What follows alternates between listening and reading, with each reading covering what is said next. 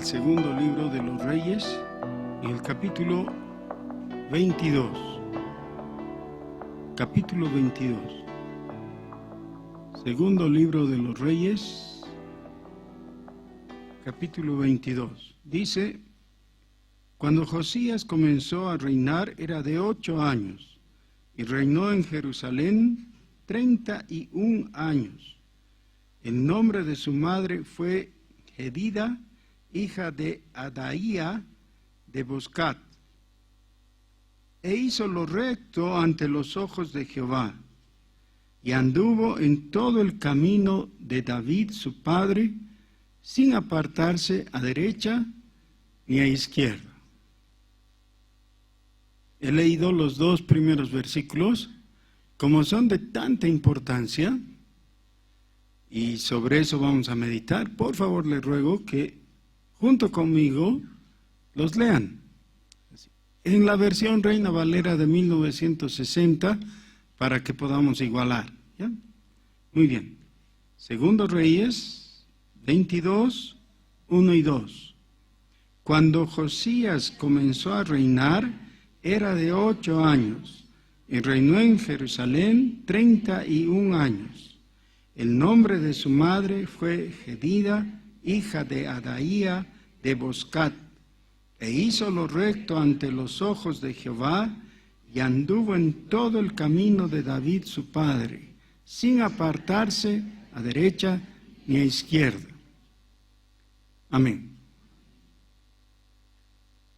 Josías es un personaje no muy mencionado en general, no es tan conocido. Su nombre se confunde fácilmente con tantos nombres que hay entre las genealogías del Antiguo Testamento. De David se habla bien en la Biblia, sin ocultar sus pecados. De Salomón se habla bien, mencionando su sabiduría sobre todo, pero termina su vida con una nota triste, ¿no? Él realmente apostata y termina mal, pese a comenzar muy bien. Hay varios reyes en la genealogía que viene después de David, como Asa, Josafat, Jotam, Ezequías, que son buenos. De todos ellos se dice que son buenos. Generalmente comienzan bien y terminan mal. No terminan mal del todo, no es que se pierden, varios de ellos, pero tienen una caída al final de sus días. Josías constituye una excepción así valiosa, ¿no? Una de esas pocas veces que uno quisiera decir: qué bien, por fin algo comienza bien y termina bien. Porque él no apostata, no comete adulterio como David, no cae en los pecados de Salomón, de darles gusto a sus mujeres paganas y construir altares y templos para ellas. No hace nada de eso. Así que podríamos decir, todo hace bien. Sí, todo hace bien en general. ¿Qué cosas, por ejemplo? En el versículo 3 dice: a los 18 años del rey Josías, es decir, después de 10 años de haber reinado. 8 años. Tenía 8 años. ¿Hay alguien que esté presente aquí que tenga 8 años? ¿No? Algunos de mis nietos les iba a decir: ya están viejos, ya tienen más de 8 años. Josías ya era rey a esa edad, ¿no? Bueno, ellos también son reyes. Mi esposa les dice mi rey, pero en fin. A los 8 años comenzó a reinar, y a los 18 había hecho cosas buenas. ¿Y qué? Envió, dice el rey, a Safán, hijo de Azalia, hijo de Mesulam, escriba a la casa de Jehová, diciendo: ve al sumo sacerdote Hilcías y dile que recoge el dinero que han traído a la casa de Jehová, que han recogido del pueblo los guardianes de la puerta, y que lo pongan en manos de los que hacen la obra, que tienen a su cargo el arreglo de la casa de Jehová, y que lo entreguen a los que hacen la obra de la casa de Jehová para reparar las grietas de la casa. Y ahí nos asombramos. La casa de Dios, es decir, el templo construido por Salomón, ¿no? Tenía grietas. Eso implica ya un descuido grande. ¿Qué había pasado en ese tiempo? ¿Qué se necesitaban? Dice, carpinteros, maestros, albañiles, para comprar madera y piedra de cantería para reparar la casa. No eran reparaciones menores, miren, se necesitaba madera y piedras, o sea, cosas firmes, grandes. Y así sigue. No tenemos tiempo ahora para ver todos los detalles de la reconstrucción o restauración o renovación del templo que realiza Josías.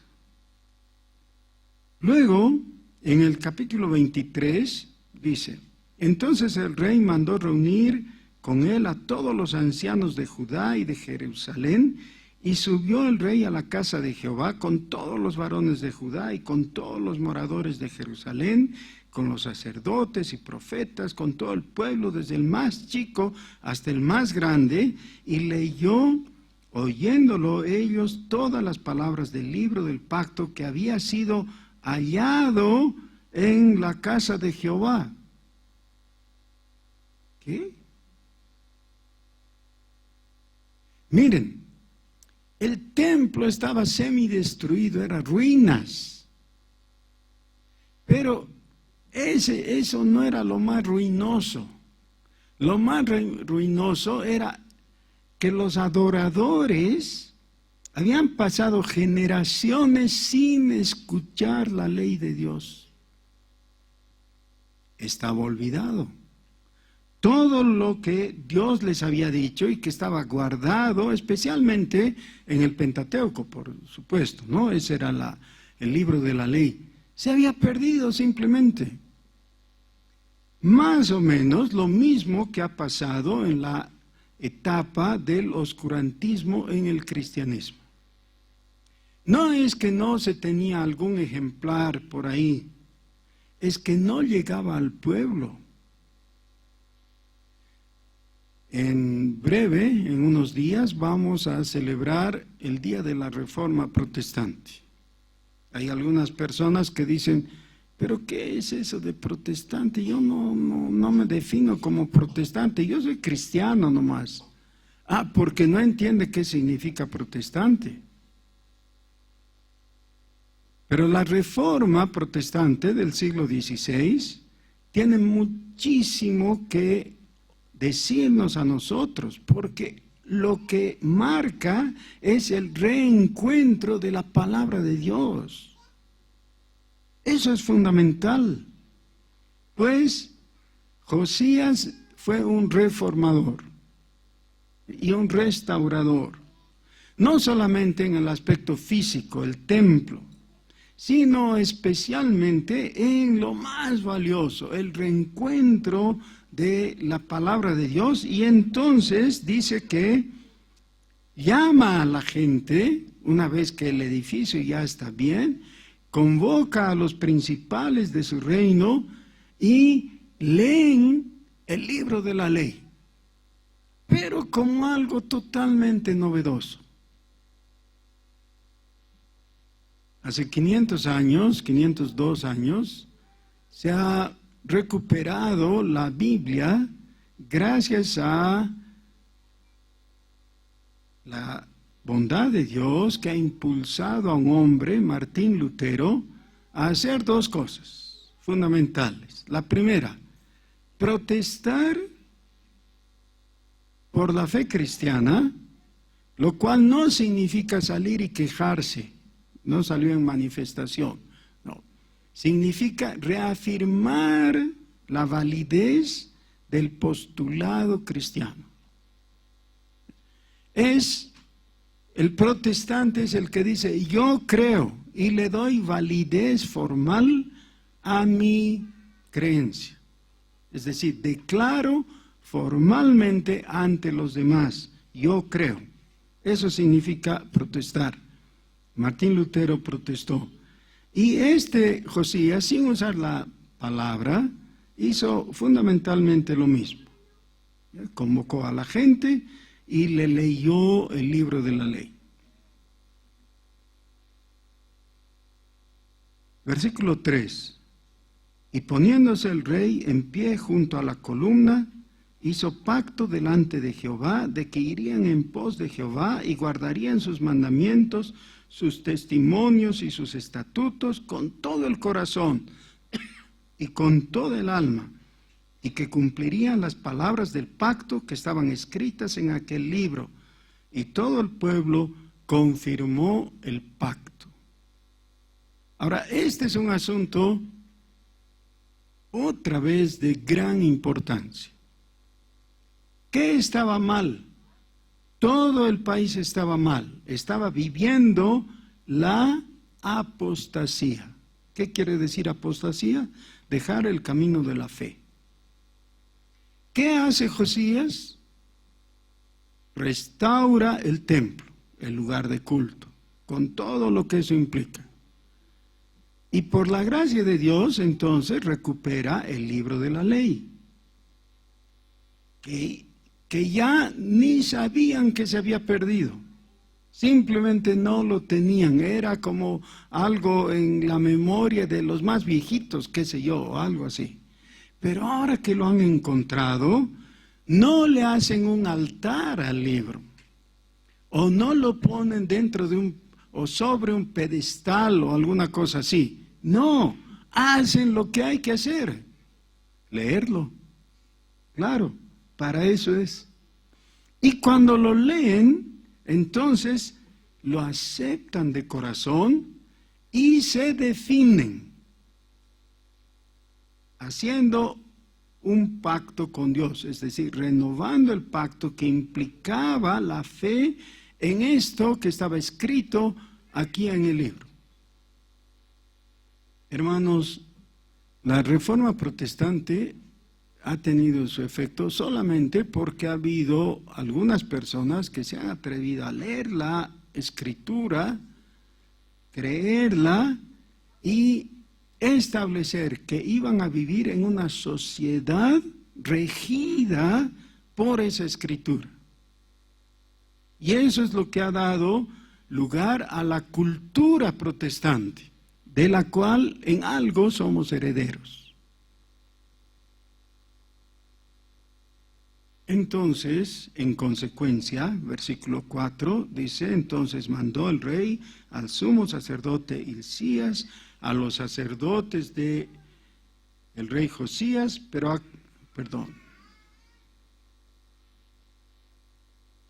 me he saltado una página. A los sacerdotes de segundo orden y a los guardianes de la puerta que sacasen del templo de Jehová todos los utensilios que habían sido hechos para Baal. ¿Qué? Miren cómo estaban las cosas. En la casa de Dios estaban los utensilios para Baal, es decir, templos supuestamente cristianos con equecos o cosas por el estilo. Para Acera era la diosa de la fertilidad de los cananeos, y para todo el ejército de los cielos. ¿Y qué hizo con todo eso? Con todos esos objetos idolátricos. Dice, y los quemó fuera de Jerusalén, en el campo del Cedrón, e hizo llevar las cenizas de ellos a Betel. Y quitó a los sacerdotes idólatras que había puesto habían puesto los reyes de Judá para que quemasen incienso en los lugares altos, en las ciudades de Judá y en los alrededores de Jerusalén, y asimismo a los que quemaban incienso a Baal, al sol y a la luna y a la Pachamama y a los signos del zodiaco y todo el ejército de los cielos. No hay que aumentar a la escritura, perdónenme.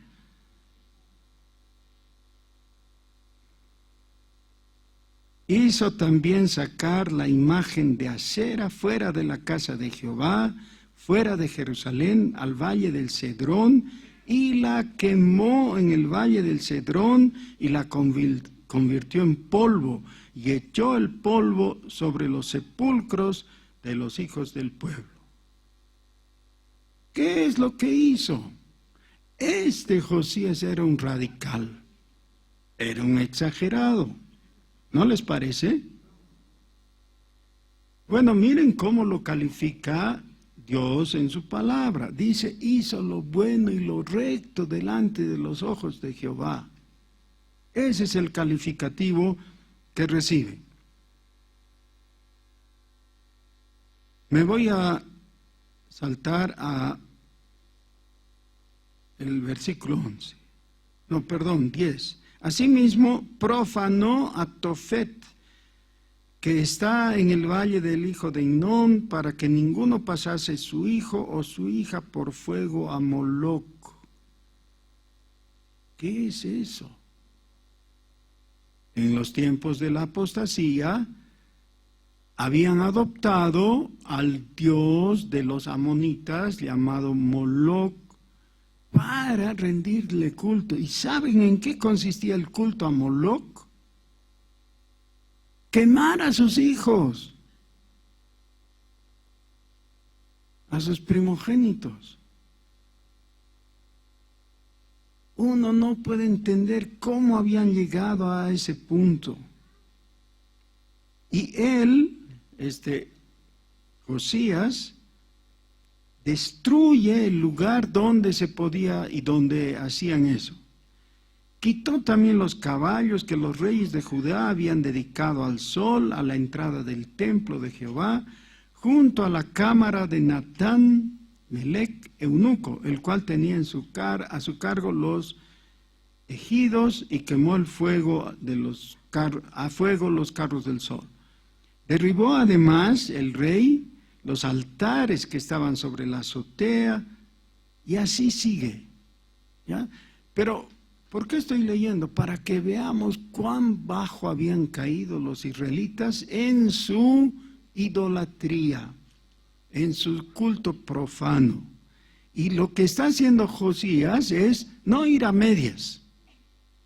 Quita todo eso.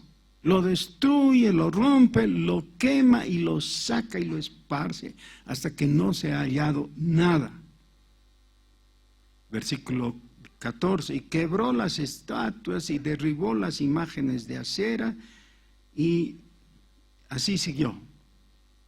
Cuando todo eso se concluyó, versículo 21, entonces mandó el rey a todo el pueblo diciendo: haced la Pascua a Jehová vuestro Dios, conforme a lo que está escrito en el libro de este pacto. No había sido hecha tal Pascua desde los tiempos en que los jueces gobernaban Israel. Y yo digo, no se practicaba la Pascua ni en los tiempos de David, ni en los tiempos de Salomón. Se está remontando más atrás, hasta los tiempos de los jueces. ¿Cómo es que habían estado en tan mala situación, en tan mala actitud? Versículo 23. A los 18 años del rey Josías fue hecha aquella Pascua a Jehová en Jerusalén. Ahora, yo quisiera que este relato concluya ahí, y le podríamos aumentar un versículo, el versículo que diga: y colorín colorado. Ah, no, eso es muy feo, ¿no? ¿Y cómo es el otro? Y vivieron felices y comieron perdices. Quisiéramos que termine así, ¿no es cierto? Ahora conste, Josías es el único de los reyes buenos que no se ensoberbeció, no claudicó, que comenzó bien y no se apartó de Dios. Todavía nos hacemos una pregunta. A pesar de ello, ¿tuvo alguna falla?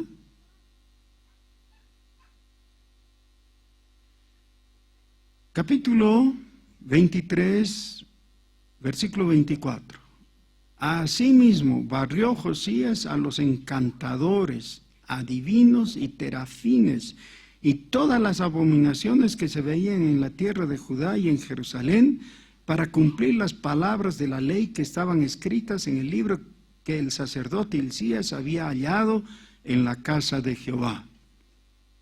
No hubo otro rey antes de él que se convirtiese a Jehová de todo su corazón, de toda su alma y de todas sus fuerzas, conforme a toda la ley de Moisés, ni después de él nació otro igual. O sea, incomparable. Este es el más grande, el mejor. Con todo eso, Jehová no desistió del ardor con que su gran ira se había encendido contra Judá, por todas las provocaciones con que Manasés le había irritado. Y dijo Jehová: también quitaré de mi presencia a Judá como quité a Israel, y desecharé a esta ciudad que había escogido, a Jerusalén, y a la casa de la cual había yo dicho, mi nombre estará allí. Toda la bondad de Josías no alcanzó. Alcanzó para él, para su generación. En su vida se hizo una reforma genuina, atinada, correcta, agradable a Dios. Pero el mal que se había acumulado por los reyes anteriores no fue quitado. Es decir, no hubo propiciación suficiente. Y el texto sigue. Los demás hechos de Josías y todo lo que hizo, ¿no está todo escrito en el libro de las crónicas de los reyes de Judá? En aquellos días, Faraón Necao, rey de Egipto, subió contra el rey de Asiria al río Éufrates y salió contra él el rey Josías. Pero aquel, es decir, el faraón, así que le vio, lo mató en Megido. ¿Qué? En un solo versículo nos hace un resumen tan escueto que no nos deja ni siquiera entender suficientemente. No hay una introducción, una explicación, nada. Simplemente dice que Josías salió a combatir contra el faraón. Ahora, yo entendería esto si dijera, cuando estaban bien celebrando la Pascua o después o algo así, vino el faraón para conquistarles, entonces Josías, haciendo lo que tenía que hacer, salió a combatir con el faraón. No dice eso. ¿Contra quién había salido el faraón? Contra el rey de Asiria. ¿Por qué Josías salió a combatir contra el faraón?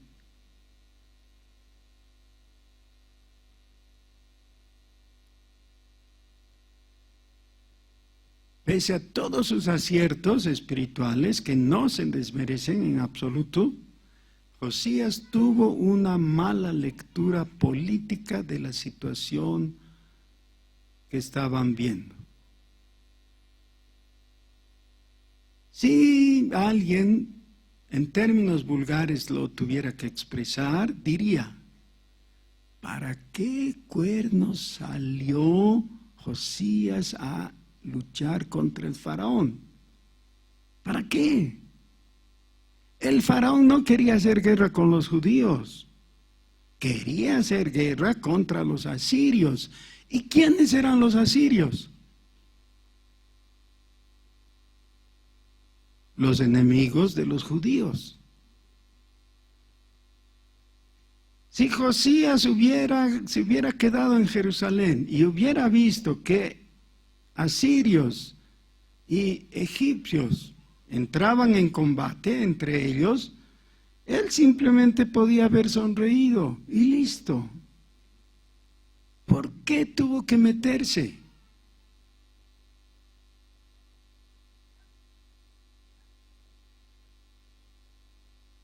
¿Por qué?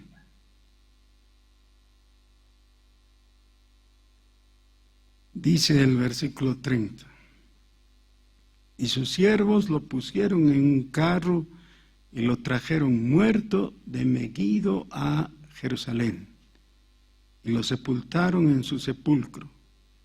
Entonces el pueblo de la tierra tomó a Joacás, hijo de Josías, y lo ungieron, y lo pusieron por rey en lugar de su padre. De 23 años era Joacás cuando comenzó a reinar, y reinó 3 meses en Jerusalén. 3 meses nomás. El nombre de su madre fue Hamutal, hija de Jeremías de Limna. Y él hizo lo malo ante los ojos de Jehová, conforme a todas las cosas que sus padres habían hecho. No su padre Josías, Josías nunca pecó. Su abuelo, su bisabuelo, que fue el peor de todos, ¿no? Manasés, que reinó más de 50 años en Jerusalén. Y Joacás, se portó tan mal como ellos. Ahora, un momento, hermanos, a ver, qué historia desagradable, ¿no? ¿No les parece? Todo bien en el caso de Josías y un final tan triste. Muere en una batalla que no era suya. La semana pasada hemos leído en Apocalipsis capítulo 13, el final del 12 y comienzo del 13, cómo el dragón hace que de la política surja la bestia. Esa es la bestia que surge del mar. Y toda la tierra, dice más adelante, el capítulo 13 en Apocalipsis, aclama a la bestia, diciendo más o menos estas palabras: ¿quién como la bestia? ¿Y quién podrá ir en contra de ella? Es decir, la aclaman porque la admiran. La bestia es demasiado fuerte. Y la bestia no es alguien en particular. En esos días, en los días del apóstol Juan, era el emperador romano Domiciano. Pero esa es la bestia que él puede ver. Todo el tiempo hay una bestia. Todo el tiempo. Hay unos más bestias que los otros, pero bestias al fin y al cabo. Lo triste es que todo el tiempo la gente se enamora de la bestia. Y ven que no hay nada mejor que unírseles. Hasta hay un promedio, ¿no? Si no puedes contra tu enemigo, únetele. Y es lo que mucha gente en nuestro país hace actualmente. De inicio no está de acuerdo con la bestia, pero luego se identifica nomás porque no quiere perder las prebendas, las ventajas o aún las obras que le deja la bestia. Así es. Ahora, claro, yo sé que algunos de los que están presentes piensan que estoy diciendo indirectamente algo en contra del gobierno. Piensan, ¿no? Sí, de este gobierno y del anterior y del otro y del que viene también, aunque sea contrario al que está ahora. No importa de qué lado. Miren, una cosa muy interesante que se dice aquí en la historia de Josías, que es calificado de bueno, dice, porque no se apartó ni a derecha ni a izquierda. ¿Qué representa la derecha y qué representa la izquierda? En ese caso, todavía creo que no tenían toda esa doctrina política que hay ahora para identificar los derechistas de los izquierdistas y todo. Simplemente quiere decir, no dejó de seguir a quien él servía, que era Dios. ¿Cuál era su causa? Dios. ¿Cuál es tu causa? Hemos cantado al principio de este culto, y los que han llegado tarde, lo cual yo repruebo enérgicamente, no lo han cantado, se lo han perdido.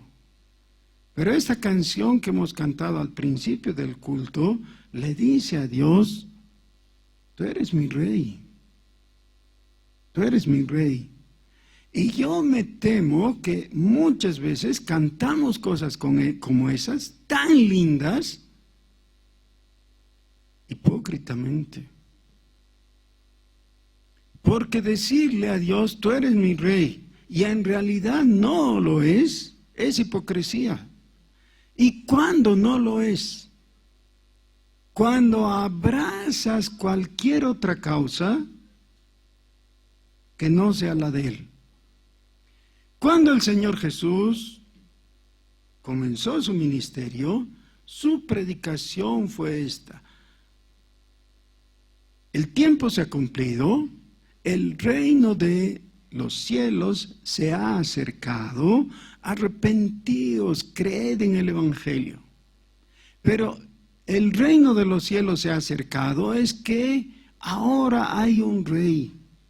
Todavía no lo reconocen, todavía no lo identifican, pero ese rey es Jesucristo. Ahora, Jesús es el rey. Si tú lo reconoces, es tu rey. Si no lo reconoces, Él no deja de ser rey, Él sigue siendo rey de todas maneras. No depende de tu reconocimiento. ¿Saben por qué Jesús es el rey? El Padre Eterno lo dijo. Listo, eso es. Salmo 2. El Padre le dice al Hijo, yo te he puesto por rey y te he dado por herencia a todas las naciones. Así que el asunto no está en veremos, no se puede cuestionar eso. Hermanos, ¿a qué me quiero ir? En nuestros días hay una especie de rumor. Algo va a pasar. Y los que son simpatizantes al gobierno ven como que estos subversivos, estos contreras, derechosos, y los otros ven, ¿qué hacemos si el presidente se queda otro periodo? Y para todos el futuro parece estar negro. Es porque nos enfocamos en las cosas de la tierra y nos dejamos confundir con los rumores y voces y temores No, volvamos al anuncio que vale. El reino de los cielos ha llegado. Hay un rey. Hemos visto la semana pasada Apocalipsis capítulo 4. Hay un trono alrededor del cual hay otros tronos y todo, pero ese es el trono incomparable. Más adelante se puede ver en Apocalipsis 20, que es el gran trono blanco, desde el cual hay juicio para todos. Es decir, Él gobierna sobre todos. Los que le rodean solamente pueden estar ahí si son adoradores. Nadie más tiene el derecho. Solo Dios merece toda nuestra adhesión.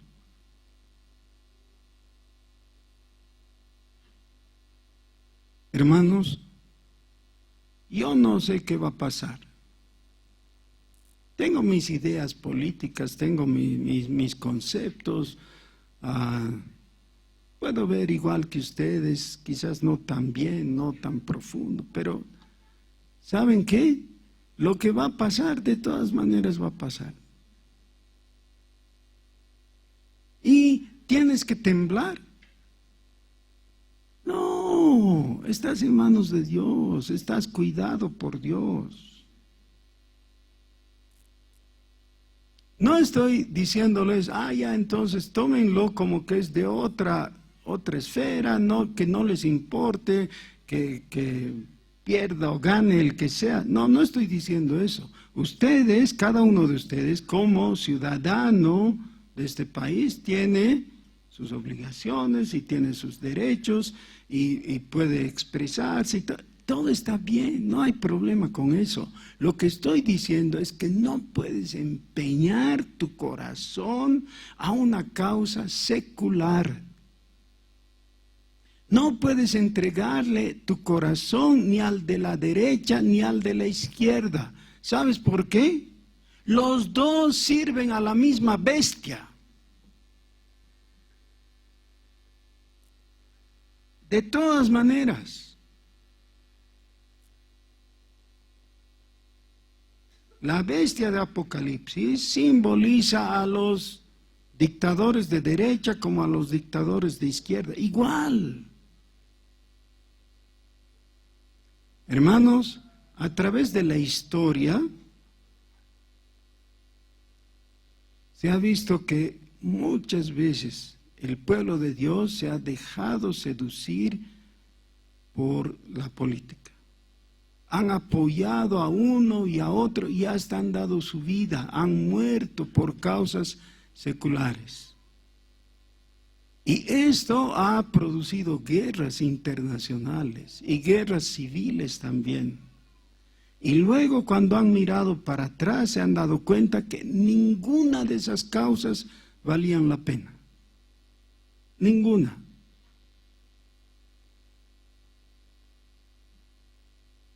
Josías cometió un error, no fue un pecado precisamente, fue un error de óptica.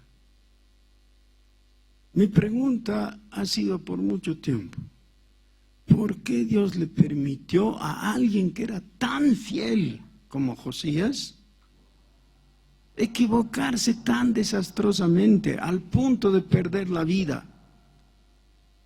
Y por fin encontré la respuesta.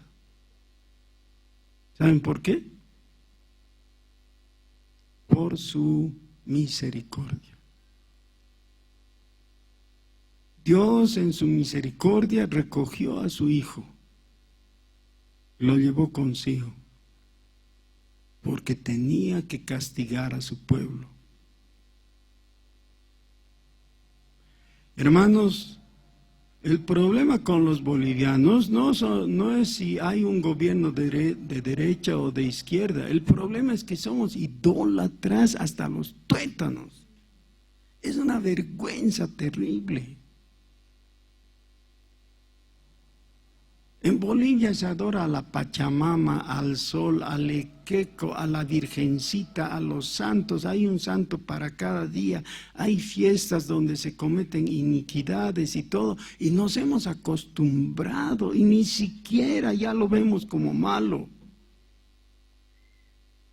Debiéramos, igual que el profeta Daniel, orar y confesar nuestro pecado. El pecado de idolatría. Veamos por favor el capítulo 9 de Daniel.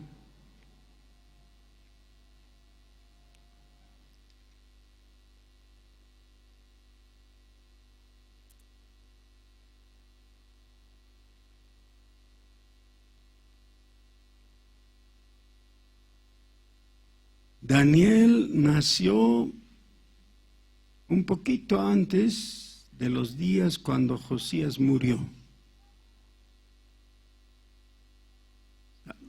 Daniel pudo haber sido más o menos de la edad del hijo de Josías, más o menos. Vivió casi toda su vida en la corte babilónica primero y después la medo-persa, y se portó bien. Es otro personaje que es intachable. Tanto así que en Ezequiel se lo nombra como 3 varones sin pecado. No en absoluto, no está diciendo eso, está diciendo que no tenían de qué ser acusados. Dice Daniel capítulo 9.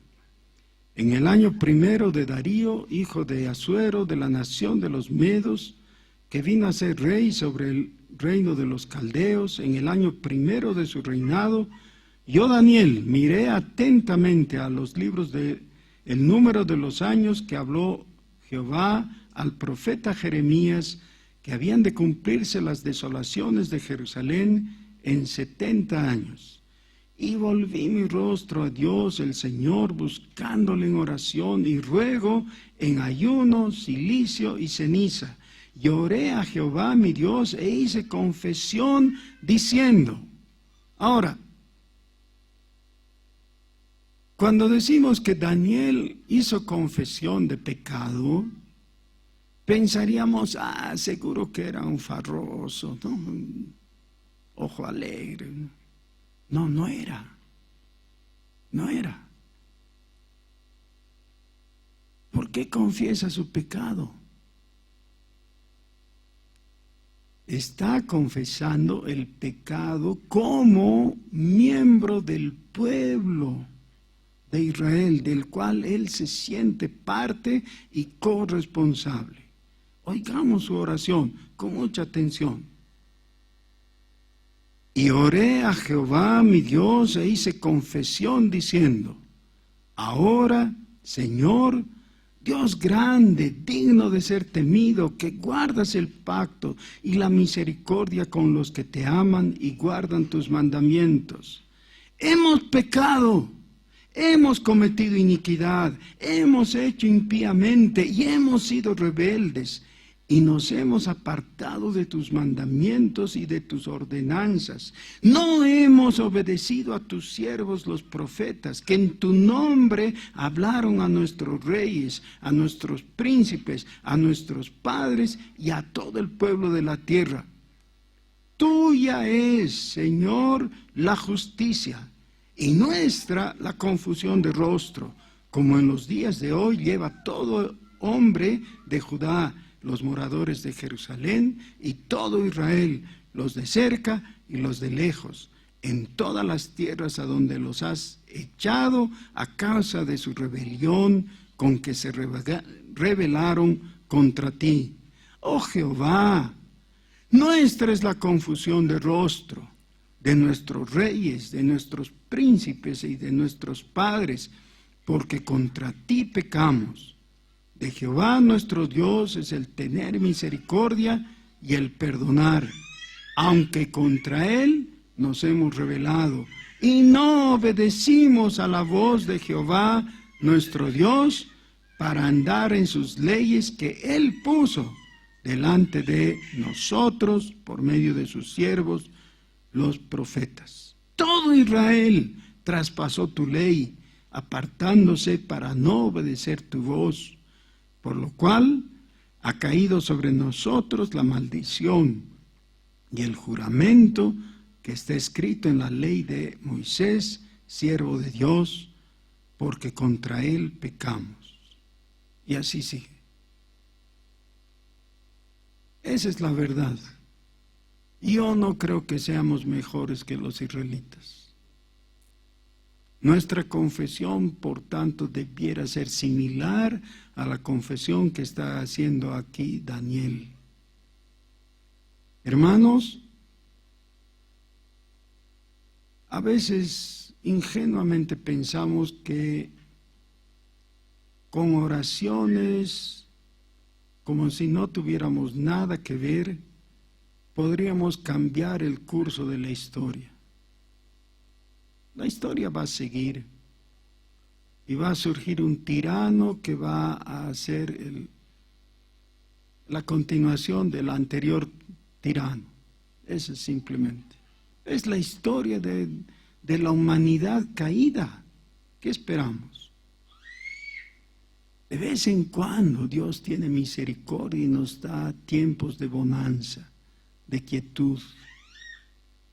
En 1 Timoteo capítulo 2 dice el apóstol: exhorto que se hagan oraciones, rogativas, peticiones ante Dios, para que por su gracia podamos vivir quietamente.